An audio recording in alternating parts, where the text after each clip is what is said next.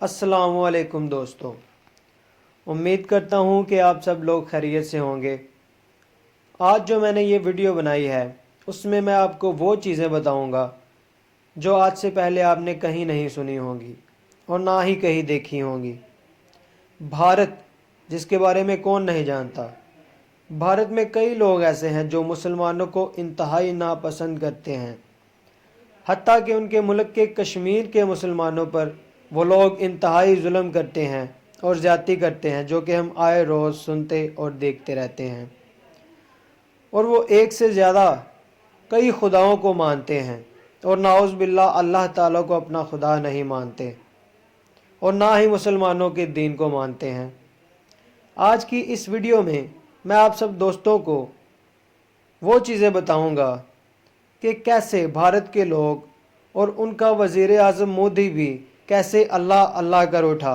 दोस्तों, हम सब जानते हैं कि इंडिया में कोरोना वायरस की कितनी तेज़ी से मिक़दार बढ़ती जा रही है और हम ये भी जानते हैं कि इंडिया जल रहा है। इंडिया में आए रोज़ कोरोना वायरस की वजह से कई अमवात हो रही हैं। सोशल मीडिया पर इंडिया की कई तस्वीर वायरल हो चुकी हैं, जिससे हम देख सकते हैं कि इंडिया में सूरत हाल किस तरह और किस कदर गंभीर जा रही है। इंडिया कोरोना वायरस की इस बढ़ती हुई तेज़ रफ्तार को काबू नहीं कर पा रहा और इंडिया में 24 घंटे में न जाने कई मरीज़ और कई कई लोग मर रहे हैं इस कोरोना वायरस की वजह से।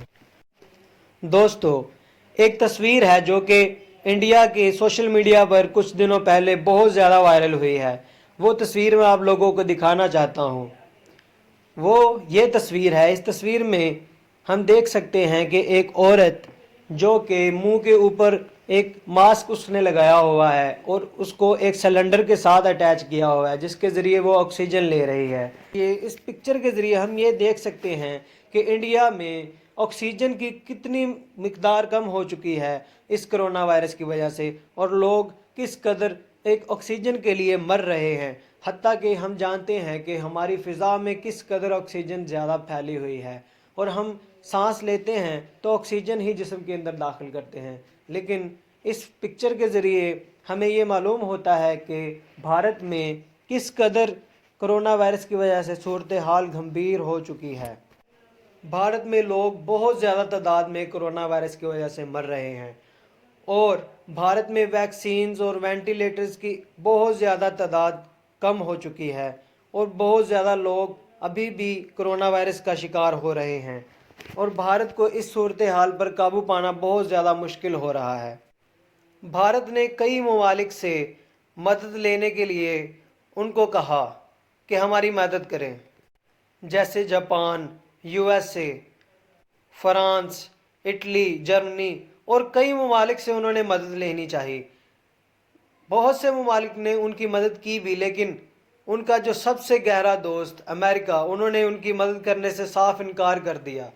जब उनको उनके सबसे गहरे दोस्त अमेरिका से धोखा मिला तो उन्होंने पाकिस्तान से मदद ली, क्योंकि इंडिया ये बात जानता है कि पाकिस्तान में जो भी मुसलमान रहते हैं उनके अंदर इंसानियत का जज्बा है। वो इंसानियत को समझते हैं और इंसानियत की मदद ज़रूर करेंगे, चाहे उनके अंदर कितनी भी दुश्मनी हो, हमारे अंदर उनके लिए कितनी भी दुश्मनी हो।